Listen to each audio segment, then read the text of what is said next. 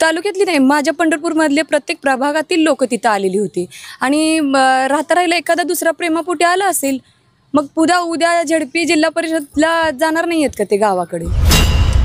हे बघा, नानांच्या 11 वर्षाच्या काळातील हिशोब त्यांनी मागूच नाही, कारण नानाने हायट्रिक केलेले आहे आणि हीच त्यांच्या कामाची पोच पावते, म्हणून लोकांनी त्यांना 3 टर्म निवडून दिलं. आणि राहता राहिला प्रश्न नानाच्या 2.5 वर्षाच्या काळातला, तर त्याची लिस्ट आहे माझ्याकडे. कुठं आहे ती लिस्ट? इकडे द्या. गेलं तर नानांच्या 11 वर्षाचा आमदारकीचा कार्यकाळ विरोधकांनी काढायची काही गरज नाही. तसं बघायला गेलं तर ही जी इलेक्शन आहे दादा, ही इलेक्शन जी आहे ती कुठंतर भगीरथ भालके विरुद्ध प्रशांत परिचारक किंवा लक्ष्मण शिरसट ह्यांची इलेक्शन नाही. ही जी इलेक्शन आहे ती थेट प्रणिता भालके आणि श्यामलताई शिरसट यांची आहे. खरं तर संविधानाने आमच्या महिलांसाठी, इथं माझ्यासोबत बऱ्याच महिला आहेत, आम्हाला अधिकार दिला आहे. ही इलेक्शन जी आरक्षण पडलेलं आहे ती महिलेचं आहे आणि कुठंतरी महिलेचा आवाज दाबण्याचा प्रयत्न समोरचे विरोधक करत आहेत. आणि इतर वेळी तुम्ही लोकांमध्ये नसता असा त्यांचा आरोप आहे. कसं उत्तर आहे याला? हे बघा, खरं तसं बघायला गेलं तर मागच्या 23 नोव्हेंबरला इलेक्शनचा रिझल्ट लागला. त्याच दिवशीच्या संध्याकाळपासून आमच्या बापूंच्या घरी कार्यक्रम होता. त्या कार्यक्रमाला मी स्वतः हजेरी लावली होती. इथं आहेत बापू साक्षीला. तसं बघायला गेलं तर तालुक्यातील दुसऱ्या इलेक्शनच्या त्याच दिवसापासून म्हणण्यापेक्षा दुसऱ्या दिवशीपासून पण मी कामाला इथं उतरलेले आहे. शहरात कुणाची मयत असू द्या, कुणाचं सुखाचं कार्य असू द्या, दुःखाचं कार्य असू द्या, एखाद्याला साधी कुठलीही अडचण आली असली, पिण्याच्या पाण्याची पाणीपुरवठा एखाद्याला व्यवस्थित झाला नसेल, तर त्या ठिकाणी तिथं जाऊन आमच्या बागवान मोहल्ल्यासमोर एक भला मोठा खड्डा पडला होता आणि तो खड्डा कित्येक दिवस ती बुजवलाच जात नव्हता आणि तिथं बरेचसे ॲक्सिडेंट 1-2 झाले होते. त्या लोकांनी मला तिथं बोलवलं. इलेक्शनच्या दुसऱ्या दिवशी मी तिथं हजर राहून तिथल्या लोकांचे प्रॉब्लेम सॉल्व्ह करण्याचा प्रयत्न केलेला आहे. लोकांना खरं तर ही गर्दी होणारच होती, कारण माझी उमेदवारीच मुळातून जनतेतून आलेली आहे. कारण सर्वसामान्य लोकांच्यात मिळून मी काम केलेलं आहे. अगोदर गेली 10 वर्ष मी इथंच आहे, त्याच्यामुळे माझी जनतेतून उमेदवारी आलेली आहे. आणि राहता राहिला प्रश्न घरातून उमेदवारी देण्याचा, तर विरोधकांनी देखील त्यांचा सर्वे करून बघितला आहे आणि ते सर्वेत मागं पडलेले आहेत. मुळात मुद्दा हा आहे की ते जनतेतून निवडून येऊच शकत नाहीत. तालुक्यातली नाही, माझ्या पंढरपूरमधले प्रत्येक प्रभागातील लोक तिथं आलेली होती आणि राहता राहिला एखादा दुसरा प्रेमापोटी आला असेल, मग उद्या झडपी जिल्हा परिषदला जाणार नाही आहेत का ते गावाकडे? हे बघा, नानांच्या 11 वर्षाच्या काळातील हिशोब त्यांनी मागूच नाही, कारण नानाने हायट्रिक केलेले आहे आणि हीच त्यांच्या कामाची पोच पावते, म्हणून लोकांनी त्यांना 3 टर्म निवडून दिलं. आणि राहता राहिला प्रश्न नानाच्या 2.5 वर्षाच्या काळातला, तर त्याची लिस्ट आहे माझ्याकडे. कुठं आहे ती लिस्ट? इकडे द्या.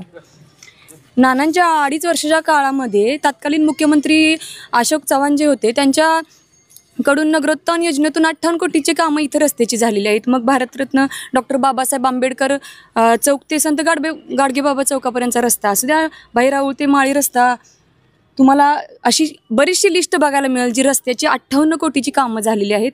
आणि इसबावीच्या ठिकाणी 10 लिटर पाण्याच्या टाकीचं काम नानांच्या इथं झालेलं आहे. 10 लाख लिटर टाकीचं काम नानांच्या माध्यमातून झालेलं आहे. आणि दुसरी बिडारी बंगल्याच्या तिथं पण 10 लाख लिटर पाण्याच्या टाकीचं काम नानांच्या माध्यमातून झालेलं आहे. आणि अग्निशामक केंद्र पण 1.5 कोटीचं नानांच्याच काळामध्ये इथं झालेलं आहे. अशी अनेक सांगण्यासारखी कामं आहेत. आपल्या महापुरुषांचे पुतळे उभारण्याची कामं असू द्या, डॉक्टर बाबासाहेब आंबेडकरांचा पुतळा असू द्या, महात्मा ज्योतिबा फुलेंचा पुतळा असू द्या, जिजाऊंच्या पुतळ्याला केलेली मदत असू द्या, आणि अण्णाभाऊ साठेंच्या पुतळा नानांनी दिला आणि आज देखील तो का बंदिस्त आहे याचाही माझा प्रश्न आहे विरोधकाला. खरं तर आता ही दुसरी महत्त्वाची गोष्ट आहे की, आणि अशा अनेक कामांची लिस्ट घेऊनच मी फिरते त्यांनी दिलेल्या प्रश्नाला उत्तर द्यायला. खरं तर केंद्रात भाजप आहे, राज्यात भाजप आहे, त्यामुळे इथला नगराध्यक्ष देखील भाजपच असला पाहिजे असं एक नॅरेटिव्ह पसरवायचं काम विरोधक करतात. कसं उत्तर असणार आहे ह्या सगळ्या गोष्टी? हे बघा, ते विरोधकच स्वतः वेळोवेळी त्यांच्या भाषणातून सांगत आलेले आहेत की तसं बघायला गेलं तर हे पंढरपूर तीर्थक्षेत्र आहे आणि इथं लाखो भाविकांना 4 वारीच्या दृष्टिकोनातून आणि आमच्या स्थानिकांसाठी वेळोवेळी इथं ब्रह्मांड नायक विठ्ठलाला निधी येतो त्यांची कामं पुढं मार्गी लावण्यासाठी. आणि ते वेळोवेळी त्यांच्या भाषणातून सांगत आलेले आहेत की सरकारच्या माध्यमातून इथं एवढा निधी येतो. खरं तर मुळात गरज काय आहे की जो आपसुकच येणारा निधी आहे त्याची व्यवस्थित विल्हेवाट लावणं, त्याची व्यवस्थित कामं मार्गी लावणं ही काळाची गरज आहे. तसं बघायला गेलं तर वर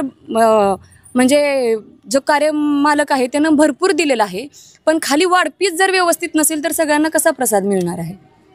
खरं तर उद्या तुम्ही नगराध्यक्ष झाला आणि उद्या होणारे अनेक विकास कामात त्याला जर तुम्ही अडवणूक केली तर जनतेचं नुकसान होईल असं त्यांचं मत आहे.